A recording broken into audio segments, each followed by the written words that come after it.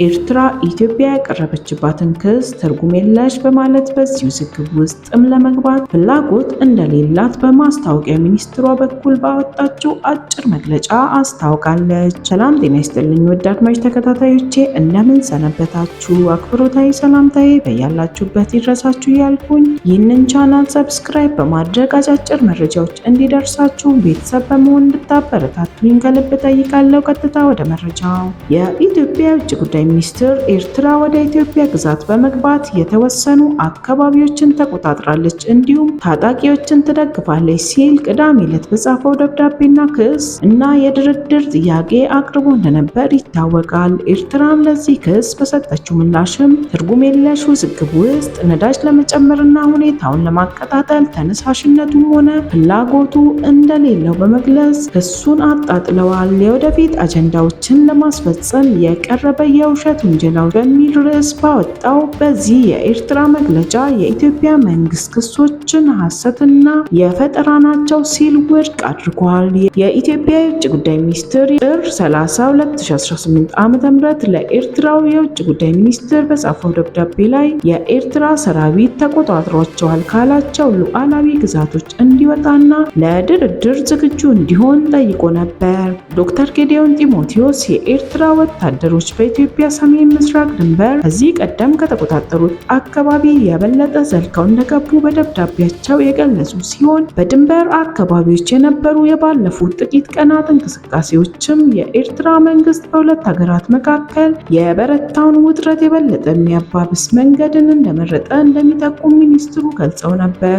የውጭ ጉዳይ ሚኒስትሩ በዚሁ ደብዳቤው ላይ ሁለት ሀገራት በሚያዋስናቸው አካባቢዎች የኤርትራ መንግስት በስም ላልተጠቀሱ የተለያዩ ታጣቂ ቡድኖች ቀጥታ የቁሳቁስ ድጋፍና እርዳታን እንደሚያቀርብ በመጥቀስ ኤርትራን የወነጀለ ሲሆን የኤርትራ ማስታወቂያ ሚኒስትርን በድረ ገጹ ላይ በሰጠው አጭር መግለጫ ላይ ለኢትዮጵያ መንግስት ክስና ውንጀላ ሐሰትና የፈጠራ ወሬ ምላሽ አንሰጥም ብለዋል። የማስታወቂያ ሚኒስትሩ በዚህ መግለጫው ላይ የኢትዮጵያ የውጭ ጉዳይ ሚኒስትር ደብዳቤ በድምጸቱም ሆነ በይዘቱ ከኋላ ባለው ምክንያትና ዓላማ አስገራሚ ነው ሲልም የደብዳቤውን ይዘት ነቅፏል። የኤርትራ ማስታወቂያ ሚኒስትር በመግለጫው ላይ በሚያሳዝን ሁኔታ በኤርትራ ላይ ከ2 ዓመታት በላይ በቆየ የጥላቻ ዘመቻና አካሄድና አዙሪት ውስጥ ሌላ አሳዛኝ ተግባር ነው ሲሉም የኢትዮጵያ መንግስት ደብዳቤ ይዘት ኮንነዋል።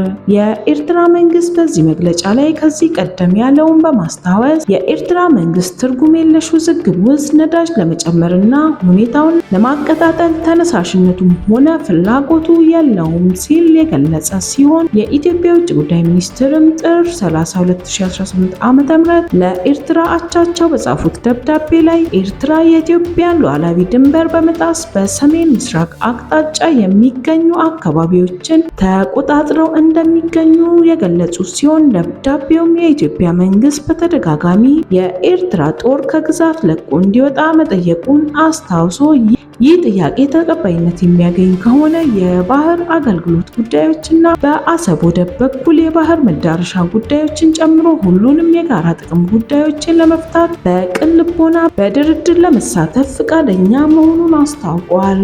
ኢትዮጵያ የኤርትራ መንግስት ሉዓላዊነቷንና ድንበሯን ከመጣስ እንድትቆጠብ በተደጋጋሚ ጥሪ ማድረጉን ቢገልጽም ጥሰቶች መቼ እንደተከሰቱ ግን በግልጽ የተነገረ ነገር የለም። የኤርትራ ጦር በትግራይ ጦርነት ወቅት ከኢትዮጵያ ጦር ጎን ተሰልፎ የህወሓትን ኃይሎች መዋጋቱ የሚታወስ ሲሆን ኢትዮጵያና ኤርትራ ከዚህ ቀደም ድንበር ይገባኛል ጥያቄ ጦርነት ውስጥ ገብተው የነበረ ሲሆን በአልጀርስ ስምምነት መሰረት በተቋቋመው የድንበር ኮሚሽን ውሳኔ ላይ የተቀመጡ የድንበር መካለሎችን ሙሉ በሙሉ ተፈጻሚ ሳይሆን ቆይተዋል። ኢትዮጵያ የኤርትራ ወታደሮች ሉዓላዊ ግዛቷን ጥሰው በኃይል የተቆጣጠሯቸው ስፍራዎች መኖራቸውን ስትገልጽ ይህ የመጀመሪያ ግን አይደለም። ባለፈው ዓመትም ሐምሌ ወር ላይ በተባበሩት መንግስታት ድርጅት የኢትዮጵያ ተወካይ አምባሳደር ጸጋብ ክበበው የኤርትራ ጦር አባላት በኢትዮጵያ ድንበር አካባቢ ያሉ ስፍራዎችን ተቆጣጥረው እንደሚገኙና የከፋ ሰብአዊ መብት ጥሰቶች በድንበር አካባቢዎች እንደሚፈጸሙ